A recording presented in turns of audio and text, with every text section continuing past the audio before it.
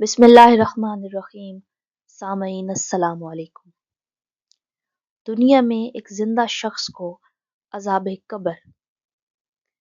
چند سال قبل ایک جماعت منصیرہ سے آگے ایک چھوٹے سے قصبے میں گئی۔ اس جماعت میں ایک شخص جس کا نام ڈاکٹر نور محمد تھا۔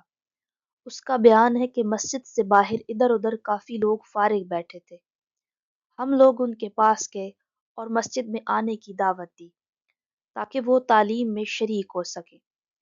کچھ لوگ ہمارے ساتھ مسجد میں آنے پر تیار ہو گئے۔ ایک صاحب نے کہا کہ میں نماز کے وقت آؤں گا اور نماز کے بعد عذاب قبر کا ایک واقعہ آپ لوگوں کو سناؤں گا۔ لہٰذا ظہر کی نماز کے بعد یہ شخص ہمارے پاس بیٹھ گیا۔ اپنا تعارف کروایا کہ وہ ریٹائر فوجی نوجوان تھا۔ اس فوجی کا بیان ہے کہ 1965 کی پاک و ہند جنگ میں ایک قبرستان میں اسلحے کا ایک عارضی ذخیرہ یعنی کیمپ بنایا گیا تھا اور کچھ نوجوانوں کے ساتھ اس فوجی کی ڈیوٹی تھی۔ دن کا وقت تھا اور کوئی خاص کام نہیں تھا، لہٰذا اس نے قبرستان میں گھومنا شروع کر دیا۔ اس کا گزر ایک پرانی قبر کے پاس سے ہوا تو یوں محسوس ہوا جیسے قبر کے اندر ہڈیاں ٹوٹنے کی آوازیں آ رہی ہیں۔ اس فوجی نوجوان نے بتایا کہ میں نے بندوق کے ساتھ قبر کی اینٹیں ہٹائیں تاکہ دیکھ سکوں کہ یہ آواز کیسی ہے۔ جیسے جیسے میں مٹی ہٹاتا گیا آواز اور تیز ہوتی گئی اور میری دلچسپی اور خوف بھی بڑھتا گیا۔ دن کا وقت تھا، روشنی خوب پھیلی ہوئی تھی۔ کیا دیکھتا ہوں کہ قبر کے اندر انسانی ہڈیوں کا ڈھانچہ پڑا ہوا ہے اور اس پر چوہے کی شکل کا ایک جانور بیٹھا ہوا ہے، اور جب وہ منہ اس ڈھانچے پر مارتا ہے تو سارا ڈھانچہ اکڑ جاتا ہے اور ہڈیوں کے ٹوٹنے اور چیخنے کی آوازیں آتی ہیں۔ میرے سامنے اس جانور نے 3 مرتبہ اپنا منہ ہڈی پر مارا۔ مجھے بہت ترس آیا کہ یہ جانور اس کو بہت تکلیف پہنچا رہا ہے، لہٰذا رائفل سے جب میں نے اس جانور کو مارنے کا ارادہ کیا تو وہ مٹی میں چھپ گیا۔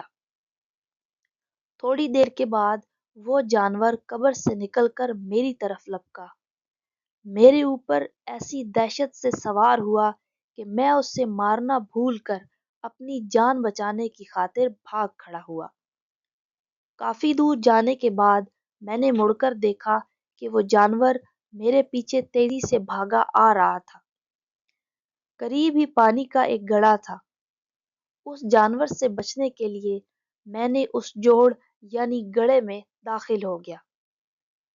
میں نے پیچھے مڑ کر دیکھا تو جانور جوڑ کے کنارے آ کر رک گیا اور قدرے توقف کے بعد اس نے اپنا منہ پانی میں ڈال دیا۔ ایک دم سے پانی کھولنے لگا۔ میں بھاگ کر جوہر سے نکلا۔